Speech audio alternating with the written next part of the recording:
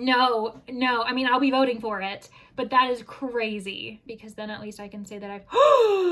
What? Goodreads is an actual joke. Hey everyone, welcome back to my channel. If you're new, I'm Leandra the TBR0, and today I'm sitting in front of my computer because the plan is to blindly react to the Goodreads long list, and probably all of them if we're going to be honest, at least the ones that I'm the most intrigued by. I don't have a particular category to react to this time around, simply because I didn't make a predictions list. Last year, I predicted the long list for the mystery thriller category, and I had a great time doing it. However, I'm just less enamored by the process, mainly because I continue to argue that mystery and thriller need to be separate categories. And so this year, that's exactly what I did on my own terms. I created a long list of the top 20 that I think Goodreads could have applied to a hypothetical mystery category. And then I created my own top 20 for my own preferences because I have a different taste in mysteries than I think is a bit more mainstream. And so what we're going to do today is we are going to react to the mystery thriller category, but I've also been reading quite a few fantasy, sci-fi, some horror this year, and so I would like to see just how many of them I recognize and how many I've actually read. And the first thing we're going to do is actually go through those books so that I can make a few predictions of my own, and then we're going to blindly react and just see how happy or dismayed I am by the lists that I'm seeing for this year. Going category by category, let's start off with the mystery thriller category. Now, I'm a huge mystery reader. Every single year, my top genre, the genre I read the most, is mysteries. And so you'd think that I would probably have quite a few on a list that I'm thinking will be on there that I've read and enjoyed. But I'm telling you right now, my prediction is that I've read 0 out of the top 20. It feels really crazy to say that, but the more I think about it, the more likely it is that I haven't read any of the books on the list. One, because most of them will be thrillers, a couple of them will be mystery thrillers, and I'm predicting maybe 4 pure mysteries in the entirety of the top 20. I do have 7 books listed, haven't read any of them. I DNF'd How to Seal Your Own Fate, so I mean, I guess there's that, but the reason why I'm adding these to the list is because I'm pulling them from the hypothetical top 20 that I created if there was only a mystery category, and I really do think that Richard Osman, Nita Prose, Jesse Q. Satanto, definitely those 3 will be on there, and they're pure mysteries. Then we're getting into some mystery thrillers, Not Quite Dead Yet, Kills Well with Others, We Are All Guilty here. I think those are probably more comfortably described as mystery thriller genre blends. And my one wild card is How to Seal Your Own Fate, only because the first book was on the Choice Words long list last year, but it was far more popular than this sequel has been. But I mean, Goodreads loves a darling. They love to bring back authors that they featured before. So I'm predicting that these 7 mystery/mystery thrillers will be in there. We'll see how right I am. But like I said, I've DNF'd one of the books on this list, haven't read any of the others, and so I really do think that my biggest prediction is going to be that I've read/finished none of the books on the long list. That'll be very interesting. Moving along to sci-fi, that is my second most read genre. It's my second favorite genre. I have mixed feelings about this. Really, the 5 books that I'm featuring are simply new releases that I have read. Now, Death of the Author, I think it's probably pretty likely it's going to be on the sci-fi list, even though I would deem it not being sci-fi. I think it fits better in the general fiction category because it's more contemporary than anything else. I also DNF'd it, so I'm not really championing this title compared to others, and it's not sci-fi enough. There are a couple chapters mixed throughout that lean into sci-fi because it's the book that the author within the book is writing, but it's mostly just a contemporary novel, in my opinion. Other sci-fi shoo-ins would be Where the Axe is Buried. I feel like it has to make the list, but I actually don't know how popular it's been compared to Ray Naylor's other titles. Shroud by Adrian Tchaikovsky doesn't have that many ratings, but I would love to see it featured as well. And then Luminous. Now that one I gave 5 stars. Actually, I gave Where the Axe is Buried 5 stars as well. So if either of those ones is on the list, that's probably the title I'm going to be voting for.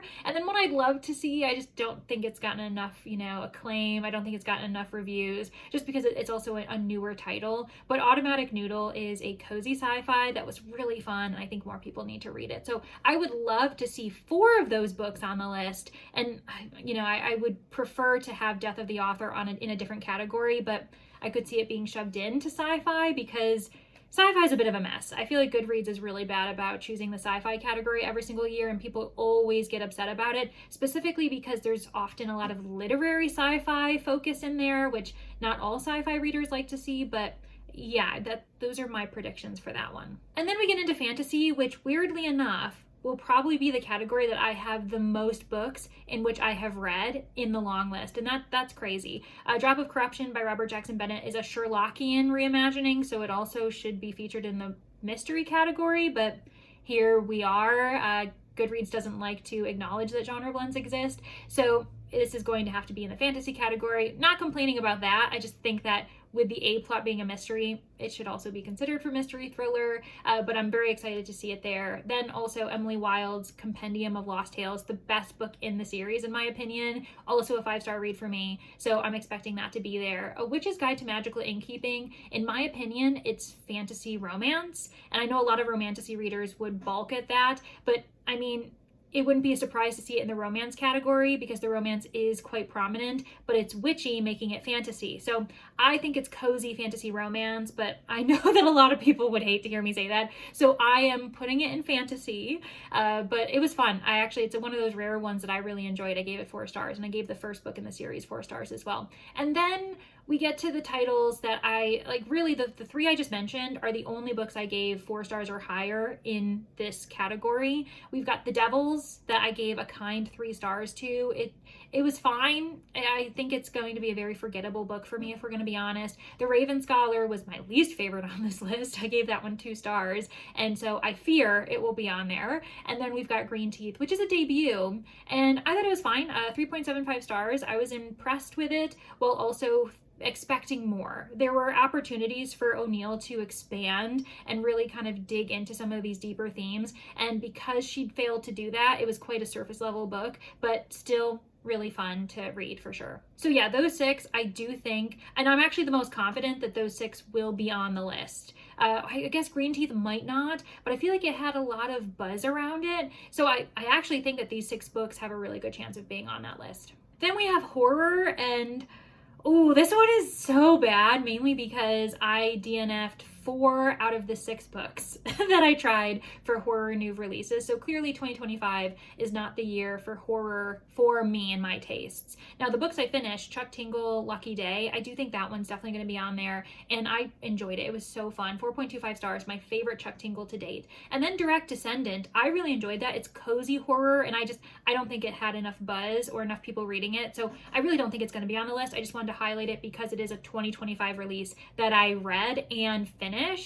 Blood on Her Tongue will definitely be on there, but I just DNF'd that yesterday. I got 39% in, and it was not what I wanted, and I'm really upset because I expected to love this author, and I'm probably going to enjoy My Darling Dreadful Thing more, but because Blood on Her Tongue was just not it, I'm really upset that it's probably going to prevent me from trying My Darling Dreadful Thing sooner than I should. But yeah, it was not as impressive as I was building it up to be. And then When the Wolf Comes Home, I DNF'd that one as well. Unfortunately, just wasn't impressed with it. Overgrowth, I think I picked that one up at the wrong time. Cold Eternity, I just was chasing how fun Dead Silence was. And I actually think that this one was a bit of a overcorrection from Ghost Station, which I enjoyed that one. It was 3-star range because it definitely wasn't perfect, but I do think that the criticisms for Ghost Station made S.A. Barnes really switch gears with Cold Eternity for the worse, but yeah, that's just me. I do think that most of these titles have an opportunity of being on the horror long list, except for Direct Descendant, especially Blood on Her Tongue and When the Wolf Comes Home. I'd be very surprised if either of those ones aren't on there. With Cold Eternity, it just depends on what the star rating is. It might be below a 3.5. I actually don't even know. And then we've got a miscellaneous grouping of different titles that I've read. Clearly, these are things that I don't typically read. The general fiction category, Wild Dark Shore. I can't tell you my thoughts about that book because it is for a video on someone else's channel, a collaboration that I'm very excited to, wait to see how it all comes together. So yeah, that one though is because it's so popular in general, it should be in the general fiction category easily. For historical fiction, The Stolen Queen, I just finished that with The Manor, Only Murders in the Book Club. We ended up reading it as a bit of a historical mystery. It has mystery elements. It's definitely not a historical mystery, but the historical fiction it's strong enough that I think that, and Fiona Davis is so popular that I wouldn't be surprised if it's on there. And then we've got 2 debut books, and I might be missing some, but those are the 2 that really kind of caught my eye. Luminous, I gave 5 stars, loved it. I would love to see Sylvia Park be, nominated for the debut category as well. And then Green Teeth, it is Molly O'Neill's debut, and I could just see it being featured there, and especially if it's not featured in the fantasy category,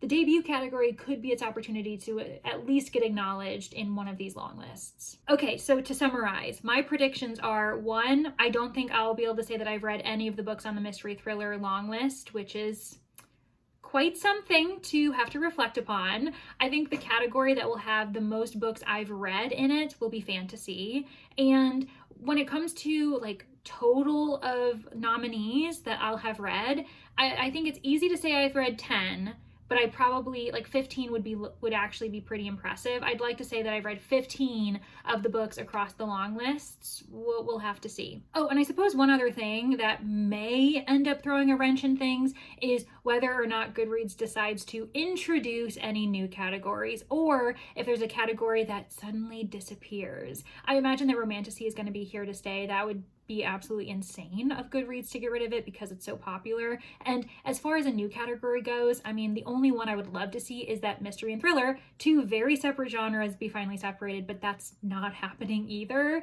And I mean, any of the other new categories, I mean, the audiobook category was such a hodgepodge last year, and Goodreads has actually been pretty transparent that the only type of data that they consider would be things marked on Goodreads, which nobody marks format on Goodreads. As far as I know, most people don't. And then also any type of sales through Audible. So it's obviously very much biased. And I mean, Goodreads is owned by Amazon. Are we surprised? So really, I don't really see any huge crazy reactions regarding a new category or a removal of one, but there's one way to find out. So let's turn our attention to the Goodreads long lists and see what reactions I can make for you guys. Hopefully it's exciting. If it's boring, I mean, whatever, I'm making the video anyway. Okay, so right off the bat, you can see that Goodreads Choice Awards is the biggest thing being highlighted. Obviously, there's that big banner right in the center. Already has nearly 500,000 votes.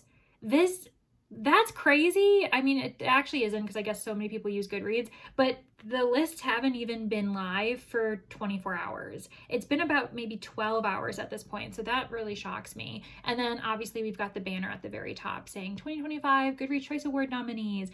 And I don't know if the camera's picking this up, but at the very bottom, we've got someone already voting. So I've done a pretty good job of avoiding spoilers so far. Let's dive in and click on these nominees. Okay, I'm going to casually scroll down, trying not to spoil myself too much. Oh, you know what's so funny is Nominees on Your Shelf. I love that it already says A Drop of Corruption and Lucky Day. Those are 2 that I said should really be shoo-ins. So I've at least read 2 of the books on the Goodreads Choice Awards, which is exciting. You know what's so silly? The fact that mystery thriller, it's 3 thrillers being highlighted. Do you see that? We've got Frida McFadden, Geneva Rose, and then John Mars. 3 thriller writers. Can you see what I mean when I'm talking about the fact that the mystery thriller category is mainly for thrillers? I feel as though they've shoved sci-fi in with young adult fantasy now, because from what I can remember, it's always been young adult fantasy. So I suppose that's a change. I don't think it's that big of a change, but it would be interesting to see people who read a lot of young adult, how they're reacting to that. Really nothing fancy.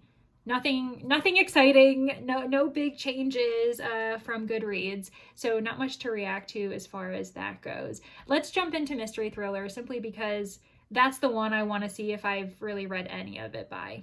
All right, let's go row by row. I'm going to slowly reveal them. Well, I haven't read any of these. Forget Me Not. Never read anything by John Grisham. Holly Jackson. I knew that was going to be on there, though. So that was a prediction. A mystery thriller that is featured. So good for Holly Jackson. A lot of people have really enjoyed her work, though, in the young adult category. So it makes sense. Ashley Flowers. Yeah, all 3 of those, I would say, are thrillers. I mean, John Grisham, I don't know. I feel like he leans thriller suspense, but I could be wrong there. I just have never read anything by him. Yep. Another 4 that I've never read. Geneva Rose is a thriller writer. The Impossible Fortune, I DNF'd the Richard Osman series. I just don't really vibe with him. Karen Slaughter, I was right about that one because it's the start of a new series, and so I could see people kind of getting hype around that. And then Gillian McAllister's Famous Last Words. I know that there's been buzz about it, but yeah, again, it's a thriller, so I wouldn't read it. So we are 0 for 8. Dan Brown, never read anything by him. I did read Vera Wong's, what is it called? Vera Wong's Unsolicited Advice to Murderers. For Murderers. That one this year, it was a 3.5. It was fine. I don't really know if I'm that interested in continuing the series, but that would have been a potential book I could say that I've read. But alas, here we are. Frida McFadden, no, not an author for me. Julie Clark, The Ghostwriter, I think that's a thriller as well, but I have seen some buzz around it. So we're 0 for 12. Ooh, okay, I wondered about Heartwood. I wondered if that would be on there. I've DNF'd that. So, I mean, I've DNF'd at least one book on the list. I got about halfway and it just, oh God, that was not a good book. Another Frida McFadden, Are We Surprised? Lisa Jewell, Reese Witherspoon. I don't know if I like that she's become a bit of an author, or, an author adjacent, because really it's probably Harlan Coben who wrote the book, but, here we are. Interesting. So I've had one DNF on the list so far, and we only have another row. We've got one more row. Let's see what we've got. Yeah, no, S.A. Cosby, that's a thriller. I know that the cold case, like there's 2 timelines, and the historical timeline is deemed a mystery, but like it is a thriller, or if anything, a mystery thriller. You Killed Me First, that's a thriller. I feel like that book was published ages ago. It must have a really early pub date. Alice Feeney, Beautiful Ugly, that also I feel like was published ages ago. Did Frida McFadden have 3 books on this list? She makes up 15% of the mystery thriller category. Am I right? Okay, The Tenant, The Intruder. Maybe not. I think I was crazy. The Crash! Oh my gosh! Also, what on, just basic title names? The Crash, The Intruder, The Tenant. One author in the mystery thriller category makes up 15% of the long list. The mystery thriller category is trash. It's such a mess. I hate to suddenly get all crazy about this, but I'm telling you, I'm beating a dead horse here, but it's true. And look at this. How many are actually even mysteries? No. Truly the only 2 pure mysteries on this entire long list would be The Impossible Fortune and Vera Wong's Guide to Snooping on a Dead Man. There are a couple mystery thrillers, but most of the books on this list are thrillers. 3 of them by the same author. Do we not see that the mystery thriller category is a joke? But moving right along, let's move on to the fantasy category, just because I think those are going to be the ones that I have the most books that I've read from by. But yeah, right now we're working with 1 DNF. I think one DNF in the entire mystery thriller category. That is hilarious. All right, moving right along for readers' favorite fantasy. Read none of these. Now, with Travis Baldree, I did read Legends and Lattes. If it wasn't I think it was last year that I read it, and I did really enjoy it. Just haven't continued. But yeah, I haven't read any of these. Oh wow, no, I haven't read any of these either. Now, I was almost gonna read The River Has Roots for a collaboration project, but that fell through. But yeah, no, I haven't read any of these. Wow. I haven't read any of these either. Am I crazy? Wow. So we've already gone through 12 books on this list, and I haven't read any of these. Water Moon I also had in mind, but I had other, friends read it who weren't that impressed by it, so it just kept pushing it to the wayside. But yeah, wow. I mean, I recognize most of these titles, I should say. There's only a couple that I don't recognize, but no, I haven't read them. Okay, so we have found A Drop of Corruption, thank goodness, because that truly is the only book that I've read thus far on this list. That is wild to me. And so, oh my gosh, what is going on with the Goodreads Choice Awards? Because obviously the 6 that I've talked about, all of them can't be on here because there's only 4 titles left, and I have 5 outstanding. So, I mean, I suppose A Witch's Guide to Magical Innkeeping could have been thrown into romance or fantasy romance, But the rest, we're gonna have to see. We're gonna have to see. But thank goodness A Drop of Corruption is on there, because that might have to be the book I vote for. Are you telling me that Emily Wilde's Compendium of Lost Tales is not on the list? Are you kidding me? That is ridiculous. And a book like The Raven Scholar is on there, The Devils is on there, and Emily Wilde's Compendium isn't. This proves Goodreads is an actual joke. Because that book isn't on there, that just proves to me they have no idea what they're doing. Are you crazy?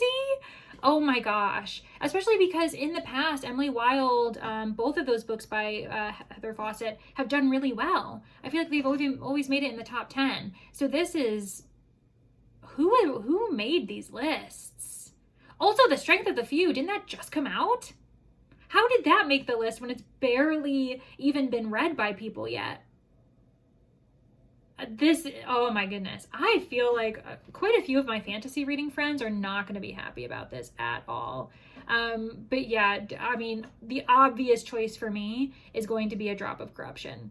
Like, there's absolutely no way that I'm going to be voting for The Devils and The Raven Scholar when both of those books did anything but impress me. Wow. I'll be interested to see how fantasy readers react to this. I know some people considered Water Moon to be a cozy romantasy, but beyond that, I don't really know if there's any other like huge titles that might be miscategorized. But there's definitely some big ones that have probably been missed that I simply haven't read. Oh gosh, this is crazy. What? The Strength of the Few has 434 ratings. And it is thrown in here. That is so ridiculous. A title with less than 1,000 ratings that just came out, just because the first book was super popular. This is silliness. This is absolute silliness. That is actually a joke. That is so ridiculous. That's craziness. Okay, so I've DNF'd one book in the mystery thriller category, and I've read 3 books in the fantasy category. So we're at 4, but technically 3, because, we'll keep an eye on both numbers, but total 4, total read is actually only 3. So yeah, let's just go down. Oh, let's go to Romantasy, because I do want to see if A Witch's Guide to Magical Innkeeping was thrown in there then, because then at least I can say that I've what? Oh my gosh, that is absurdity. That is absolute absurdity. Emily Wilde's Compendium of Lost Tales is thrown into the Romantasy category. I hate it. I hate that so much. No, I mean, I'll be voting for it, but that is crazy. I really can't accept that. That's nuts. Oh my God. And so A Witch's Guide to Magical Innkeeping. So 2 of the books that I've read are deemed romantasy. Oh my gosh, the romantasy people are going to be having, they're going to be having a talk. And I look forward to seeing the discourse about that. But that's wild to me. I don't think that either. So A Witch's Guide to Magical Innkeeping, I personally deem it as cozy fantasy romance, because the romance is very much a big part of it, in my opinion. It was hard for me not to notice the romance throughout. But with Emily Wilde's Compendium of Lost Tales, Goodreads needs to get out of town. That is craziness. Oh my goodness. I mean, the rest, I recognize some of them. There's a lot I don't know, but that's because I don't really read Romantasy, so we're just kind of gonna be filing our way through here. But yeah, I think a couple of my friends did prediction videos, and I think they probably did pretty good. But yeah, I mean, I wouldn't know if anything was missed. I can 100% see people being mad about Emily Wilde though. It's so funny. I think people will be so mad about Emily Wilde, they won't notice Sangu Mandana as much, because at least with Sangu Mandana, that one has a pretty good argument to be a cozy romantasy. You know what is the Enchanted Greenhouse not on here? I don't see the Enchanted Greenhouse. And I know a lot of people had a fit about The Spell Shop. Another book where I was so distracted by the romance the entire time that I think it's funny that people say that's not romantasy, but I'm not a romantasy reader, so maybe I'm just a bit more sensitive to it. But interesting. Wow, I hate that. I hate it so much. Well, anyways, so now I can say that I've read 5 books, but like a total of 6 if you want to count the DNF that I had. So, okay, interesting. Yuck. Moving along to sci-fi, let's see how many I've actually read.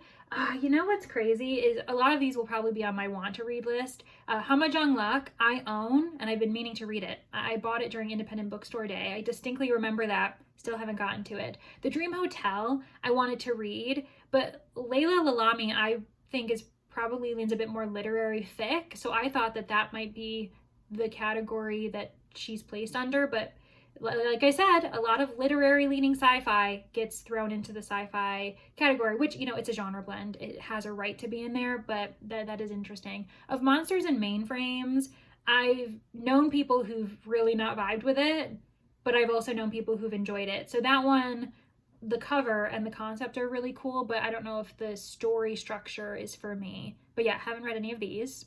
Yay, Luminous! I'm so pleased. I'm so excited that Luminous made it on here. That was a 5-star read for me. I really enjoyed the discussions of AI and robotics in there. Now, there are a couple books also in this row that I've had my eye on, but I'm also very hesitant to read. John Scalzi, When the Moon Hits Your Eye. Kirsten, the reading nymph, read this and DNF'd it, if I remember correctly. And some of she read a couple lines, a couple sections out loud, and that really turned me off from it. And then The Once and Future Me. Now, this was featured in Aardvark's book boxes whenever, it's also a very new release, if we're being honest. And I don't know, it is time travel, and I like time travel, but some of it was a little bit off for me. I didn't think that I would enjoy it, so I passed on that title. Interesting. I'll be interested to see what people think about it, but yeah, I haven't read it. More books that have been on my radar. Now, The Compound, I heard that's a thriller, but I suppose it is kind of sci-fi dystopian thriller is probably what it is. The Poppy Field has been on my list to read all year. I've borrowed it from the library a couple times, but just haven't gotten to it. Local Heavens. Now, this one I know is a sci-fi reimagining, or at least inspired by The Great Gatsby, which does make me want to try it. But again, I just really haven't gotten to it. So there's a lot of books on the sci-fi list that I haven't read, but I've been meaning to. Like I've thought about it. So I recognize a lot of books on the sci-fi list actually, which is pretty fun for me at least. Oh my gosh, Automatic Noodle and Shroud. I love that they're next to each other. That's so fun. Okay, so that really pleases me. That really excites me. I'm really happy. I mean, my vote is, I'm tempted to still vote for Luminous, but Automatic Noodle I feel like needs to be appreciated. But yeah, Shroud is also really excellent too. But anyway, I'm very pleased. I'm very pleased to see that those are on there. Dissolution, another title I was meaning to try but never got to. But I have had my eye on that title. Oh my gosh, and then Salt Crop. I do own Salt Crop. Speaking of Aardvark, I actually picked it up with my November box. So I have a chance to read that before voting. So that could be pretty interesting. I've never read anything by this author before, but I've been meaning to. The Memory Collectors, another title that has been making strides, especially when it was first being published. That one's time travel as well. I've been meaning to read it. Then The Shattering Peace, 2 books by John Scalzi. One of them's a standalone, whereas this one is a continuation of, is it the continuation of The Old Man's War? Or maybe it says a new tale of the best-selling Old Man's War universe. So yeah, that one's an ongoing series. And I've been meaning to go back to the beginning. Like, I do want to read Old Man's War and see how I feel about some of Scalzi's earlier works. But yeah, so that makes sense. Death of the Author. It's just not sci-fi enough, in my opinion. I don't think that I don't think it deserves to be on here. I know a lot of people have really enjoyed it, but that was one of my most disappointing reads of the year, if we're being honest. But also another title I recognize. So most books on the sci-fi list I recognize. The ones I don't, I would say, I Think We've Been Here Before by Susie Krauss. I don't recognize that title. The Merge by Grace Walker. No, I don't recognize that one either. The Book of Lost Hours. Truly, I would argue that that book isn't real because I don't recognize it at all. And then we also have These Memories Do Not Belong to Us. So only 4 books on the Goodreads Choice Awards that I really don't recognize for sci-fi. And I think that shows just how much I've been dedicated to returning to my love of sci-fi this year, because quite a few of these were on a list that I wanted to read. So interesting, but still like not that many that I've read. Oh, Where the Axe is Buried wasn't included. That's the only one in the sci-fi category that I had read that I like thought would be on there, and I gave that one 5 stars. I thought it was excellent. So that's really shocking to me that the other 4 were featured. Like, I thought Where the Axe is Buried had a better chance of being on there than Automatic Noodle. Okay. So we are at 10 if we want to count the 2 DNFs that I've had, which is Heartwood and Death of the Author. If we don't want to count those, I've at least read/finished 8. So yeah, I predicted 10. I predicted that I would have read 10 books on the list, and we still haven't covered some of the ones that are definitely on there. So maybe 15 wasn't as big of a reach as I thought it was going to be. Okay, immediately have not read the first 4 that you can see here. Let me see. I mean, I recognize them. I recognize all of the covers, but I didn't end up reading any of them. And horror wasn't a big year for me, as you all know. We Love You, Bunny. I read Bunny by Mona Awad years ago, and I gave it 3 stars. It was fine. Didn't impress me compared to other people. The main thing I appreciated was the connection to Awad's life, how often she is clearly making a connection to her own experience at a master's writing program, but the story itself kind of fell flat for me. Now, When the Wolf Comes Home, another DNF. So that's the 3rd DNF on the lists that I have come across, but everything else I haven't read on the list. Let's see here. Okay, here we go. Blood on Her Tongue, another book I just DNF'd. So another DNF. Now we're at 4 DNFs for this list. And then Hungerstone, I've been meaning to try because I know it's inspired by Carmilla, the original vampire story, but I never got to it. I heard that this new Darcy Coates kind of fell flat. And then Coffin Moon, there's been a lot of buzz about it, so that one doesn't surprise me. And then we've got the Chuck Tingle title. Yes! Wonderful. Okay, I will definitely be voting for that one because I think it's the only one I've actually read. Everything, let me scroll up very quickly, going through. Yeah, it's the only book that I actually read and finished. The other 2 that I kind of pointed out were ones I DNF'd. Rachel Harrison, Play Nice. I was meaning to try it just because I do like haunted stories, even though Cackle was a 3-star read for me. Grady Hendrix is an author I've been meaning to try, but from what I hear about witchcraft for wayward girls, it wouldn't be my style. And then Stephen King, I'm not interested in. So yeah, Chuck Tingle will be definitely getting my vote for horror at least, which is quite fun. So 9 books that I have read, 4 DNFs. Those are the numbers we're working with right now. Editing Leandra is skipping over the debut category mainly because I realized none of the books on the list are books I've read, and a lot of them I didn't recognize. Kind of strange, because usually I've read a couple, but we will move on from debut over to fiction and historical fiction to see if that looks better for me. Sonia and Sunny, I currently have borrowed, actually, because I'm hoping to read it, but I hear it's a bit of a dry tale. Wally Lamb, The River is Waiting. I've heard a lot of good things about that one. Cursed Daughters as well. I think it's a newer release, though. Oh, The Emperor of Gladness. I didn't know that came out this year by Ocean Vuong. Wild Dark Shore. Okay, there we go. And The Correspondent. See? The Correspondent. I knew that there was a lot of positive reactions to that book, and I've been meaning to try it. But Wild Dark Shore, I have read, so that adds it to 10. 10 books that I have actually read. We've at least hit that marker, but it was close. It was close to not happening. And then, yeah, the rest I don't really care that much about. So let me quickly go to historical fiction. I'm pretty confident The Stolen Queen will be on there.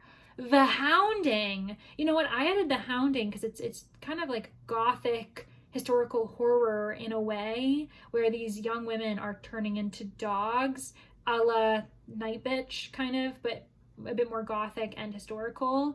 And that one I added to my horror bingo. That's hosted by Wicked Reading, Sarah. So I do plan on reading it, but just, eventually. The Stolen Queen. I knew it. I knew it was going to be on there. So very exciting that I can say that I have that. I mean, it's obviously going to be the book I vote for because I really haven't read any of the others. Atmosphere. Interesting. That one, I guess that one is historical. I know people were saying it's historical romance. But obviously Taylor Jenkins Reid is another author I'm not that interested in reading personally. But okay, so we have confirmed that I've 100% read 11 books. DNF'd 4. Was it 4? Heartwood, Death of the Author, When the Wolf Comes Home, Blood on Her Tongue. Yeah, 4 books that I've DNF'd. Let's check out romance quickly. There's probably nothing. No.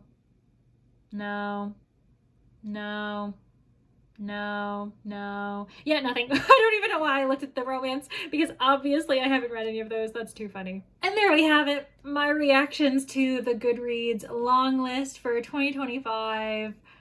I don't think that there were too many surprises beyond the fact that Emily Wilde's Compendium of Lost Tales was put in the Romantasy category. My mind is still reeling about that.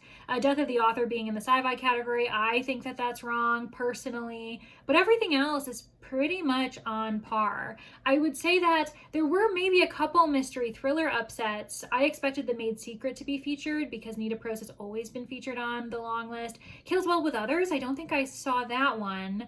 How to Seal Your Own Fate was also not featured. So there were quite a few Goodreads darlings that were skipped in the mystery thriller category. And yet, again, 3 books by Frida McFadden.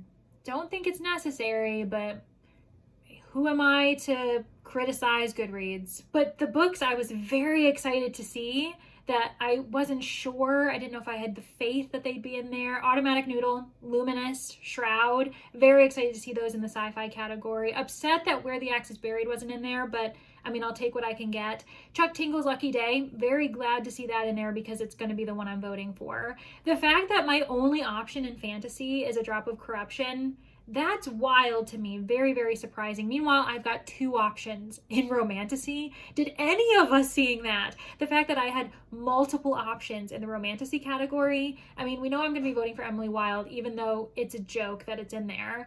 But yeah, really crazy. And I don't think we ever saw Molly O'Neill's Green Teeth. I suppose that one's a surprise. I expected that one to make it in there somewhere. But maybe that's only because in my area of the internet, my area of BookTube, quite a few of us were reading it and we're at least rating it pretty positively. So maybe I missed the ball on that one. But I am pleased to see that there were some acknowledgements of authors that I've loved. I read, what was it? Was it 11? I read 11 of the books. DNF'd 4, which did hit me to the 15, technically. So I did pick up 15 books on the long list, which is such a fractional amount. It doesn't even make up its own long list. That's how few books I actually read from these lists, which isn't a surprise. Last year, I think I made a bigger effort to read more popular titles, so I think my numbers last year were higher, but with this one, most of the books that I have read and finished, I did thoroughly enjoy, so at the end of the day, that's really what matters. Let me know what the biggest surprises you felt were on the Goodreads long list this year. What books are you going to be voting for? Are you going to be voting for the ones I'm voting for? Because I think I verified. Chuck Tingle, voting for horror. A Drop of Corruption is going to be my fantasy vote. Emily Wilde is going to be my Romantasy vote, even though I hate that. And then for sci-fi, I'm tempted to do Automatic Noodle just because it shocks me that it's on there, but I probably should give it to Luminous because that's the book I gave 5 stars. Yeah, very exciting times. And then no, it's not exciting at all, but I'm excited for the authors I get to highlight. Thank you all so much for getting to the end. If you're interested in checking out my hypothetical mystery category, I'll have that here, but I hope to see everybody in the next one. Happy reading. Bye, everybody.